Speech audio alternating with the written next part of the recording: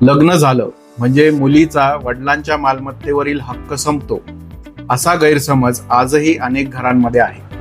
काही जण आजही असं मानतात की मुलीचं लग्नानंतर माहेरच्या संपत्तीवर कुठलाही हक्क राहत नाही, पण कायदा असं सांगत नाही.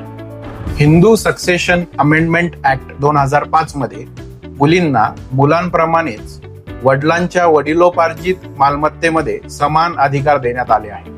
याशिवाय माननीय सुप्रीम कोर्टाने विनीता शर्मा वर्सेस राकेश शर्मा या केसमध्ये असं स्पष्ट केलं आहे की मुलींचा हा अधिकार जन्मापासूनच असतो. म्हणून फक्त लग्न झालं म्हणून मालमत्तेवरील मुलींचा कायदेशीर अधिकार संपत नाही. पण लक्षात ठेवा, स्वअर्जित व वडिलोपार्जित मालमत्तेत फरक आहे, म्हणून प्रत्येक केस वेगळी असते.